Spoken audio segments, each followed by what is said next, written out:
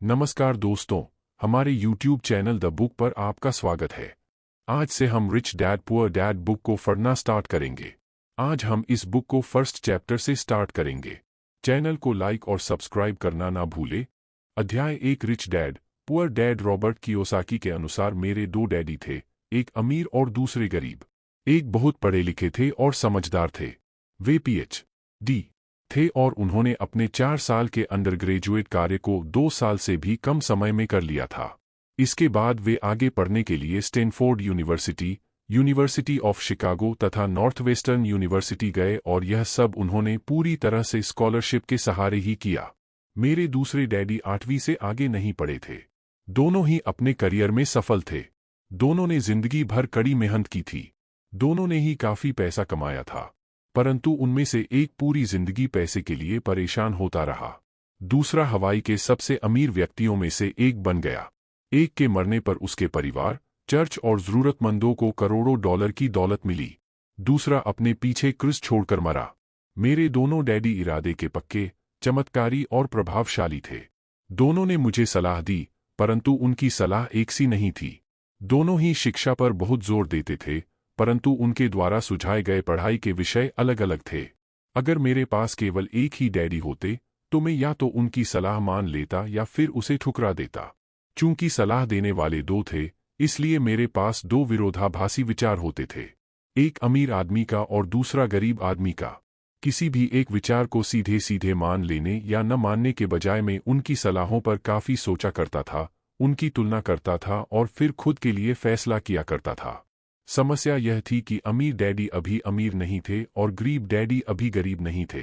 दोनों ही अपने करियर शुरू कर रहे थे और दोनों ही दौलत तथा परिवार के लिए मेहनत कर रहे थे, परंतु पैसे के बारे में दोनों के विचार और नजरिए एकदम अलग थे। उदाहरण के तौर पर एक डैडी कहते थे, पैसे का मोह ही सभी बुराइयों की जड़ है, जबकि दूसरे डैडी कहा करते थे, पैसे की कमी ही सभी बुराइयों की जड़ है। जब मैं छोटा था तो मुझे दोनों डैडियों की अलग अलग सलाहों से दिक्कत होती थी। एक अच्छा बच्चा होने के नाते मैं दोनों की बातें सुनना चाहता था। परेशानी यह थी कि दोनों एक सी बातें नहीं कहते थे। उनके विचारों में जमीन आसमान का फर्क था, खासकर पैसे के मामले में। मैं काफी लंबे समय तक यह सोचा करता कि उनमें से किसने क्या कहा, क्यों कहा और उसका परिणाम क्या होगा। मेरा बहुत सा समय सोच विचार में ही गुजर जाता था। मैं खुद से बार बार इस तरह के सवाल पूछा करता, उन्होंने ऐसा क्यों कहा, और फिर दूसरे डैडी की कही हुई बातों के बारे में भी इसी तरह के सवाल पूछता। काश मैं यह बोल सकता, हाँ, वे बिल्कुल सही हैं, मैं उनकी बातों से पूरी तरह सहमत हूं, या यह कहकर मैं सीधे उनकी बात ठुकरा सकता, बूढ़े को यह नहीं पता कि वह क्या कह रहा है। चूंकि दोनों ही मुझे प्यारे थे, इसलिए मुझे खुद के लिए सोचने पर मजबूर होना पड़ा। इस तरह सोचना मेरी आदत बन गई, जो आगे चलकर मेरे लिए बहुत फायदेमंद साबित हुई। अगर मैं एक तरह से ही सोच पाता तो यह मेरे लिए इतना फायदेमंद नहीं होता। धन दौलत का विषय स्कूल में नहीं, बल्कि घर पर पढ़ाया जाता है।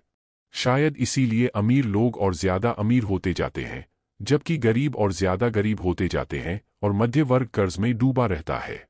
हम में से ज्यादातर लोग पैसे के बारे में अपने माता पिता से सीखते हैं। कोई गरीब पिता अपने बच्चे को पैसे के बारे में क्या सिखा सकता है?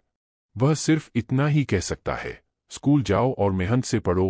हो सकता है वह बच्चा अच्छे नंबरों से कॉलेज की पढ़ाई पूरी कर ले, फिर भी पैसे के मामले में उसकी मानसिकता और उसका सोचने का ढंग एक गरीब आदमी जैसा ही बना रहेगा। यह सब उसने तब सीखा था जब वह छोटा बच्चा था। धन का विषय स्कूलों में नहीं पढ़ाया जाता। स्कूलों में शैक्षणिक और व्यावसायिक निपुणताओं पर जोर दिया जाता है, न कि धन संबंधी निपुणता पर। इससे यह साफ हो जाता है कि जिन स्मार्ट बैंकर्स, डॉक्टर्स और अकाउंटेंट्स के स्कूल में अच्छे नंबर आते हैं, वे जिंदगी भर पैसे के लिए संघर्ष क्यों करते हैं। हमारे देश पर जो भारी कर्ज लदा हुआ है, वह काफी हद तक उन उच्च शिक्षित राजनेताओं और सरकारी अधिकारियों के कारण है जो आर्थिक नीतियों बनाते हैं, और मजे की बात यह है कि वे धन के बारे में बहुत कम जानते हैं। मैं अक्सर नई सदी में आने वाली समस्याओं के बारे में सोचता हूँ। तब क्या होगा जब हमारे पास ऐसे करोड़ों लोग होंगे जिन्हें आर्थिक और चिकित्सकीय मदद की जरूरत होगी। धन संबंधी मदद के लिए या तो वे अपने परिवारों पर या फिर सरकार पर निर्भर होंगे। क्या होगा जब मेडिकेयर और सोशल सिक्योरिटी के पास का पैसा खत्म हो जाएगा? किस तरह कोई देश तरक्की कर पाएगा अगर पैसे के बारे में पढ़ाई की जिम्मेदारी माता पिता के ऊपर छोड़ दी जाएगी, जिनमें से ज्यादातर गरीब हैं या गरीब होंगे। चूंकि मेरे पास दो प्रभावशाली डैडी थे, इसलिए मैंने दोनों से ही सीखा। मुझे दोनों की सलाह पर सोचना पड़ता था। इस तरह से सोचते सोचते मैंने यह भी जान लिया कि किसी व्यक्ति के विचार उसकी जिंदगी पर कितना जबरदस्त प्रभाव डाल सकते हैं। उदाहरण के तौर पर, एक डैडी को यह कहने की आदत थी, मैं इसे नहीं खरीद सकता। दूसरे डैडी इन शब्दों के इस्तेमाल से चिढ़ते थे। वे जोर देकर कहा करते थे कि मुझे इसके बजाय यह कहना चाहिए, मैं इसे कैसे खरीद सकता हूं। पहला वाक्य नकारात्मक है और दूसरा प्रश्नवाचक। एक में बात खत्म हो जाती है और दूसरे में आप सोचने के लिए मजबूर हो जाते हैं। मेरे जल्द ही अमीर बनने वाले डैडी ने मुझे समझाया कि जब हम कहते हैं, मैं इसे नहीं खरीद सकता, तो हमारा दिमाग काम करना बंद कर देता है। इसके बजाय जब हम यह सवाल पूछते हैं, मैं इसे कैसे खरीद सकता हूं, तो हमारा दिमाग काम करने लगता है। उनका यह मतलब नहीं था कि आपका जिस चीज पर दिल आ जाए उसे खरीद ही लें। वे लगभग दीवानगी की हद तक अपने दिमाग को कसरत करवाना चाहते थे, क्योंकि उनके ख्याल से दिमाग दुनिया का सबसे ताकतवर कंप्यूटर है। मेरा दिमाग हर रोज तेज होता जाता है, क्योंकि मैं इसकी कसरत करता रहता हूं।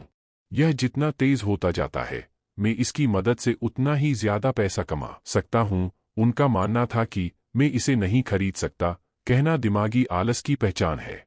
हालांकि दोनों ही डैडी अपने काम में कड़ी मेहनत करते थे, परंतु मैंने देखा कि पैसे के मामले में एक डैडी की आदत यह थी कि वे अपने दिमाग को सुला देते थे और दूसरे डैडी अपने दिमाग को लगातार कसरत करवाते रहते थे।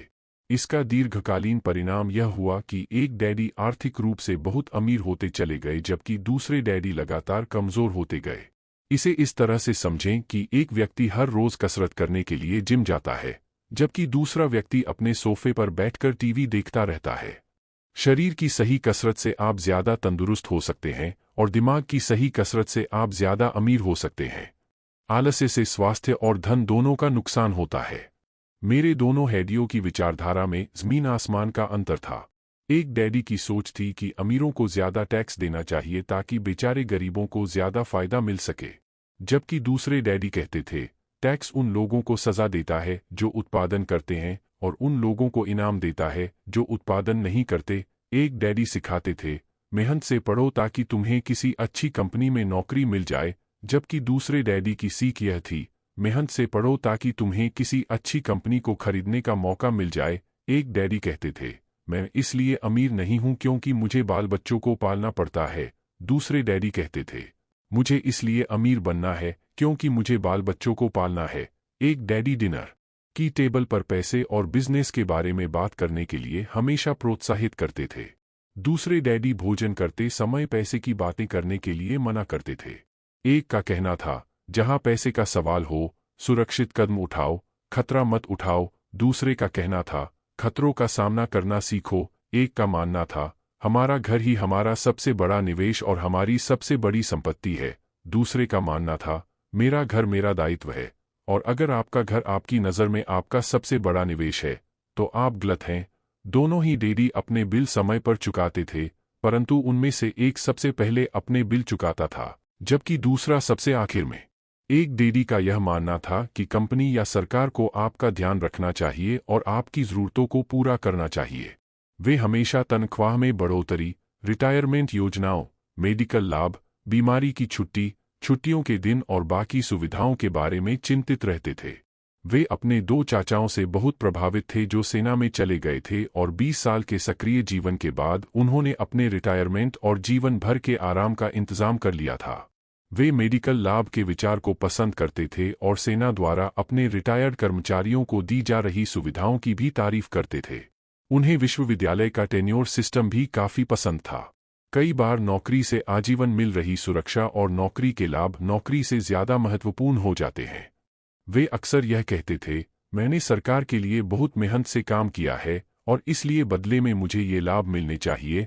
दूसरे डैडी पूरी तरह से आर्थिक स्वावलंबन में विश्वास करते थे। वे सुविधाभोगी मानसिकता के विरोधी थे। वे यह मानते थे कि इस तरह की मानसिकता लोगों को कमजोर और आर्थिक रूप से जरूरतमंद बनाती है। उनका दृढ़ विश्वास था कि आदमी को आर्थिक रूप से सक्षम होना चाहिए। एक डैडी कुछ डॉलर बचाने के लिए परेशान रहे। दूसरे डैडी एक के बाद एक निवेश करते रहे। एक डैडी ने मुझे बताया कि अच्छी नौकरी तलाशने के लिए अच्छा सा बायोडाटा कैसे लिखा जाए।